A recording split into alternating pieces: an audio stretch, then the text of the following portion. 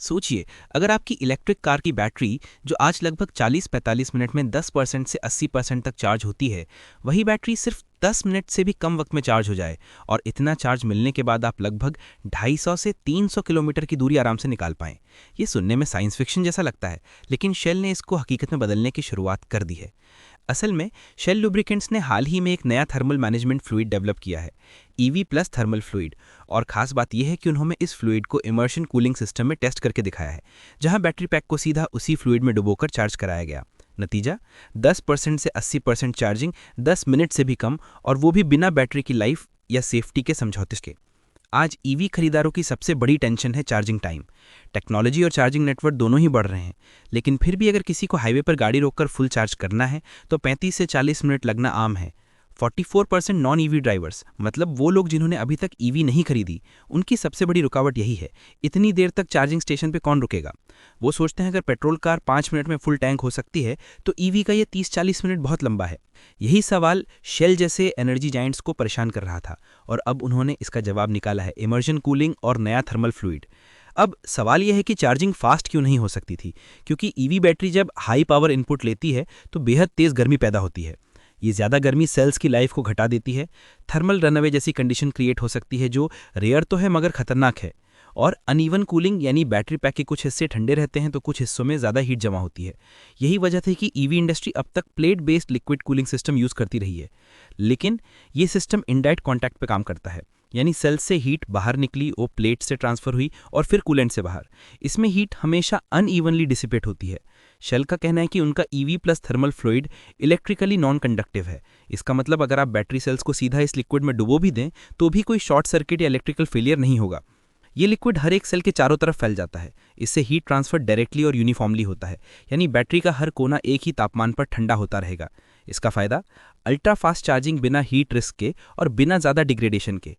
Shell ने RML group के साथ मिलकर 34 किलोवाट का छोटा बैटरी पैक टेस्ट किया। यही कूलेंट इसमें इमर्जन मेथड से यूज़ किया गया। रिजल्ट, बैटरी 10% से 80% सिर्फ 10 मिनट में। एफिशिएंसी, अगर ये टेक्नोलॉजी फ्यूचर कार्स में जाती है और वही कार एरोडायनामिक्स में शानदार हो, जिसकी एफिशिएंसी लगभग 10 किलोमीटर पर किलोवाट हो, तो कमाल देखिए, हर 1 मिनट चार्ज में 24 किलोमीटर की रेंज जुड़ जाएगी। यानी 10 मिनट की चाय break equals to 240 kilometre mileage boost. ये लगभग पेट्रोल डीजल रिफिलिंग से भी कंपेरेबल है। अगर आप लूसीड एयर प्योर जैसी कार का एग्जाम्पल लें, जिसकी एफिशिएंसी 8.04 किलोमीटर पर किलोवाट है, तो भी शेल की टेक्नोलॉजी उससे बेहतर रेशियो दिखा रही है। और यहाँ पॉइंट सिर्फ एफिशिएंसी नहीं है, बल्कि चार्जिंग टाइम में रेडिकल रिडक्शन है। आज 250 से 300 किलोवाट डीसी फास्ट चार्जर के बावजूद आपको 20 से 30 मिनट लगते हैं, लेकिन इमर्जन कूलिंग और ईवी प्लस फ्लूइड के साथ same result in less than half the time. इस नए फ्लूइड को शेल ने अपनी गैस टू लिक्विड टेक्नोलॉजी से बनाया है।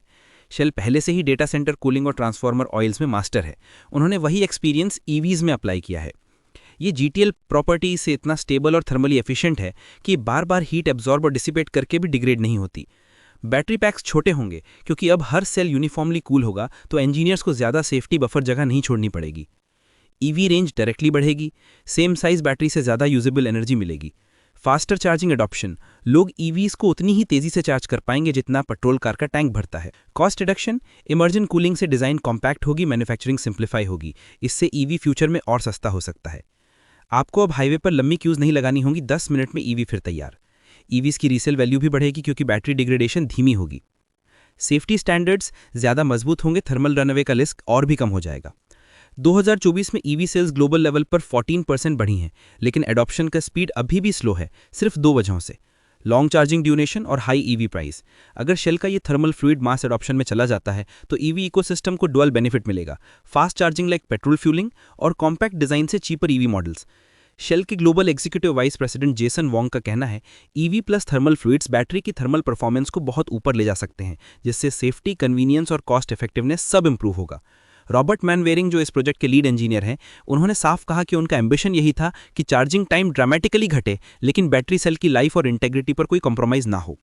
इमेजिन कीजिए 2030 तक जब ऐसी fluid based cooling commercial vehicles में आ जाएगी, आपका ईवी 5 से 7 मिनट में उतना ही चार्ज ले लेगा जितना आज पेट्रोल पंप पर टैंक भरने में समय लगता है। और हाँ, हर मिनट 20 से 25 किलोमीटर का बूस्ट, मतलब लॉन्ग ड्राइव्स पर बार बार एंग्जाइटी खत्म।